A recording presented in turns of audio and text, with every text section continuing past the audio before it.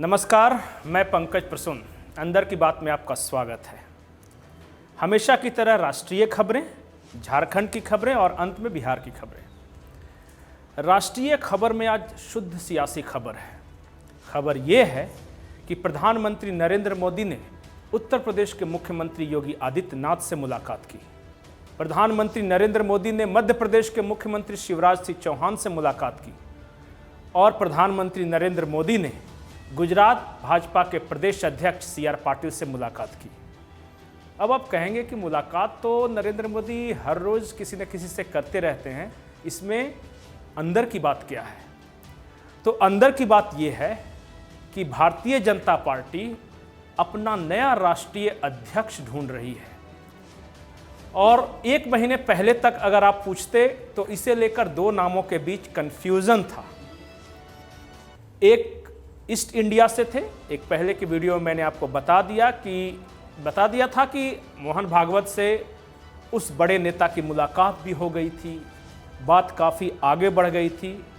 लेकिन उसके बाद आए गुजरात के चुनाव और गुजरात के चुनाव में बीजेपी को मिली अपार सफलता और उस सफलता में एक महत्वपूर्ण रोल था उस शख्स का जिसने बूथ स्तर पर इतनी बारीकी से मैनेजमेंट किया और उसके पास गुजरात के हर बूथ के जो आंकड़े थे, हर कार्यकर्ताओं के नाम उसके पास जो डायरी थी उसमें दर्ज थे और हर वो प्रमुख व्यक्ति जो एक वोट भी इन्फ्लुएंस कर सकता था उसके नाम उस शख्स के मोबाइल फ़ोन में दर्ज थे। जी हाँ, आपने बिल्कुल समझा, CR पाटिल की मैं बात कर रहा हूँ। और चर्चा है, अभी फ़िलहाल इसे चर्चा ही कह सकते हैं कि जो नए राष्ट्रीय अध्यक्ष का चुनाव होने जा रहा है उसमें मुख्यमंत्री योगी आदित्यनाथ से राय ली गई, शिवराज सिंह चौहान से राय ली गई और तमाम वो बड़े नेता जो कि आने वाले वक्त में बीजेपी की चुनावी रणनीति को इन्फ्लुएंस कर सकते हैं, उनसे 1 to 1 प्रधानमंत्री नरेंद्र मोदी मिले हैं। और अब तक, आज तक जो जानकारी ये है कि बहुत जल्द खरमास के बाद जनवरी के पहले हफ्ते में भारतीय जनता पार्टी को नया राष्ट्रीय अध्यक्ष मिल सकता है। दूसरी महत्वपूर्ण जो राष्ट्रीय खबर है वो ये कि वरुण गांधी ने अपने तमाम सोशल मीडिया प्लेटफॉर्म से बीजेपी से जुड़े सारे रिश्ते खत्म कर लिए हैं। अब उनके ट्विटर प्रोफाइल पे आप जाके देखिएगा तो सिर्फ वो मेंबर ऑफ पार्लियामेंट हैं, बीजेपी के मेंबर ऑफ पार्लियामेंट नहीं हैं। इस तरह जो भी बीजेपी से जुड़ा कुछ चीज़ हो सकता था उसे वरुण गांधी ने हटा लिया है पिछले 24 घंटों में। क्या यह कोई बड़े परिवर्तन का संकेत है?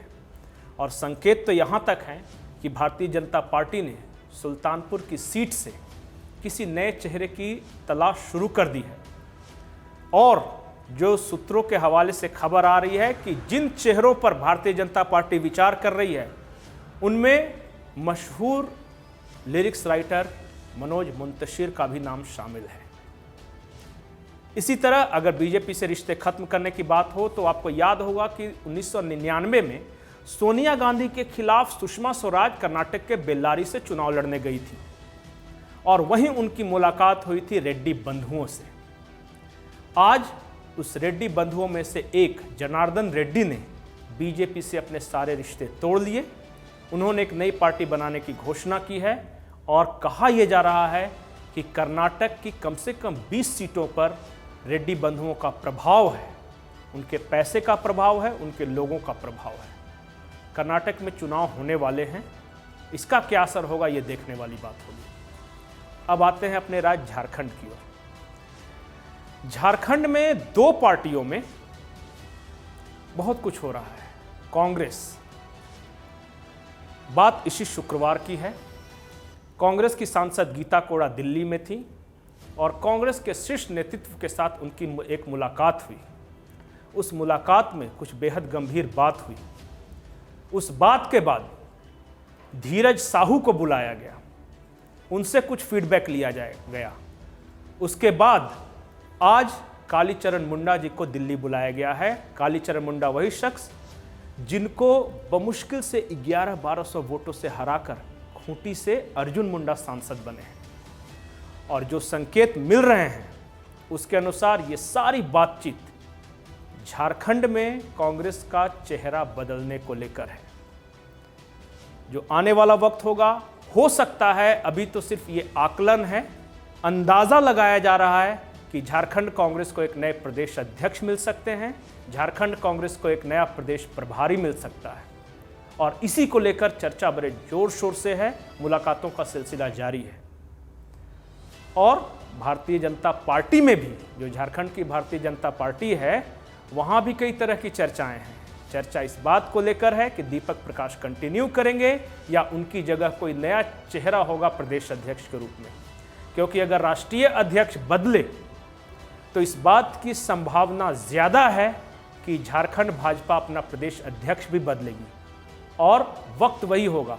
जनवरी के पहले हफ्ते में मैंने बताया कि नए राष्ट्रीय अध्यक्ष की घोषणा हो सकती है, तो उसके ठीक बाद कई राज्यों में भारतीय जनता पार्टी अपने प्रदेश अध्यक्ष बदलने वाली है और उस दौरान झारखंड में भाजपा को एक नया प्रदेश अध्यक्ष मिल सकता है। अभी भी मैं सकता लगाऊंगा, लेकिन बड़ा सवाल, कौन होगा झारखंड में भारतीय जनता पार्टी का प्रदेश अध्यक्ष? और इस बात को लेकर कई तरह के समीकरणों का ख्याल रखा जा रहा है। कुछ लोग चाहते हैं कि अगर मुख्यमंत्री का चेहरा आदिवासी हो तो प्रदेश अध्यक्ष के पद पर किसी मूलवासी को बिठाया जाए। ये वाइस वर्सा होगा। अगर भारतीय जनता पार्टी के सीएम पद का चेहरा कोई मूलवासी हो तो प्रदेश अध्यक्ष के पद पर किसी आदिवासी को बैठाया जाए। ये बातें मैं बार बार बोलता रहा हूँ और इस बात को लेकर मंथन भी है। अचानक कई बड़े नेताओं का झारखंड दौरा, सुनील बंसल का आना, संगठन मंत्री की सक्रिय भूमिका और ताबड़तोड़ झारखंड भाजपा के नेताओं का बीजेपी के शीर्ष नेताओं से मिलना, अमित शाह से मुलाकात, जेपी नड्डा से मुलाकात और प्रधानमंत्री नरेंद्र मोदी से मुलाकात, इशारा साफ है कि कुछ तो हलचल है, जो कि बड़ी हलचल है। अब आते हैं बिहार की ओर। बिहार की किस खबर से शुरू करूं? गया में 11 कोरोना पॉजिटिव विदेशी पर्यटक डिटेक्ट हो चुके हैं। उन्हें होटलों में क्वारंटाइन किया गया है। या इस बात से शुरुआत करूं कि लालू प्रसाद यादव के खिलाफ जो डीएलएफ IRCTC घोटाला मामला था, उसकी फाइल फिर से CBI खोल दी है। या इस बात से शुरुआत करूं कि अक्षरा सिंह बेतिया में एक प्रोग्राम करने गई थी और वहां भीड़ कुछ इस कदर उन पर टूट पड़ी कि नंगे पांव एक स्कूटी से उन्हें भागना पड़ा। आगे आगे स्कूटी पर अक्षरा सिंह और पीछे पीछे हजारों लोगों की भीड़। लेकिन इससे भी एक ज़्यादा दिलचस्प खबर है। खबर यह है कि CBI ने लालू प्रसाद यादव की जो फाइल खोली है, उसमें एक महत्वपूर्ण कड़ी है, दिल्ली में एक बंगला। सुशील कुमार मोदी का आरोप है कि लालू प्रसाद यादव ने दिल्ली के न्यू फ्रेंड्स कॉलोनी में एक बंगला खरीदा था और वो बंगला उन्होंने DLF से खरीदा था और जांच में ये बात सामने आई कि वो बंगला अवैध कमाई से खरीदा गया था। ये आरोप हमारे नहीं है, ये सुशील कुमार मोदी जो राज्यसभा के सांसद हैं वो आरोप लगा रहे हैं। और चर्चा एक और बंगले की है।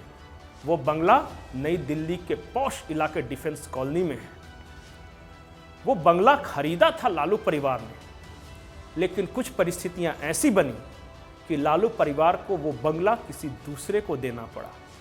अगर डिफेंस कॉलोनी में हलचलों पर आप नज़र डालें और ज़रा पता लगाने की कोशिश करें कि डिफेंस कॉलोनी वाला बंगला किसे दिया गया था, तो एक नई कहानी सामने आएगी। नमस्कार।